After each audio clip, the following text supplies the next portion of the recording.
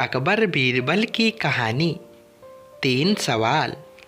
महाराजा अकबर बीरबल की हाजिर जवाबी के बड़े कायल थे।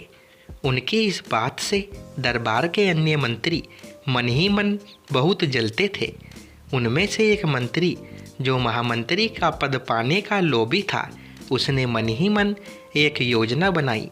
उसे मालूम था कि जब तक बीरबल दरबार में मुख्य सलाहकार के रूप में है, उसकी यह इच्छा कभी पूरी नहीं हो सकती। एक दिन दरबार में बादशाह अकबर ने बीरबल के हाजिर जवाबी की बहुत प्रशंसा की। यह सब सुनकर उस मंत्री को बहुत गुस्सा आया।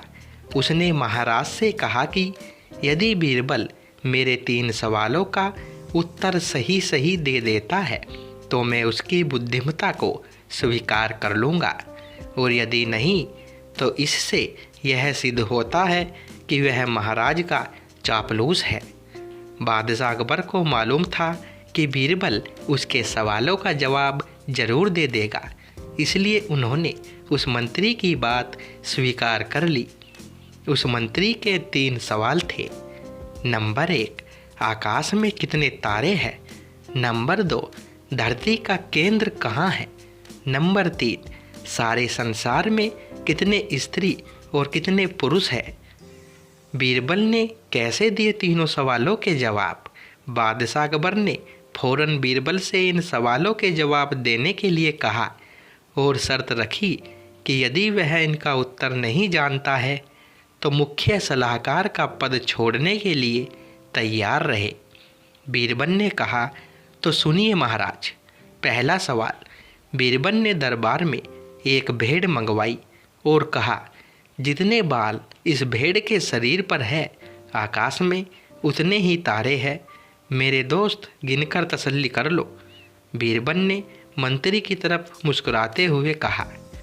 दूसरा सवाल। बीरबल ने जमीन पर कुछ लकीरें खींची और कुछ हिसाब लगाया, फिर एक लोहे की छड़ मंगवाई और उसे एक जगह गाड़ दिया, और बीरबल ने महाराज से कहा, महाराज, बिल्कुल इसी जगह धरती का केंद्र है, चाहे तो आप स्वयं जांच ले। महाराज बोले, ठीक है, अब तीसरे सवाल के बारे में कहो। अब महाराज, तीसरे सवाल का जवाब बड़ा मुश्किल है, क्योंकि इस दुनिया में कुछ लोग ऐसे हैं जो ना तो स्त्री की श्रेणी में आते हैं और ना ही पुरुषों की। उनमें से कुछ लोग तो हमारे दरबार में भी उपस्थित है, जैसे कि यह मंत्री जी। महाराज, यदि आप इनको मौत के घाट उतरवा दे तो मैं स्त्री पुरुष की संख्या सही सही बता सकता हूँ। अब मंत्री जी सवालों का जवाब छोड़कर थर थर काँपने लगे और महाराज से बोले, महाराज, बस मुझे मेरे सवालों का जवाब मिल गया। मैं बीरबल की बुद्धिमानी को मान गया हूँ।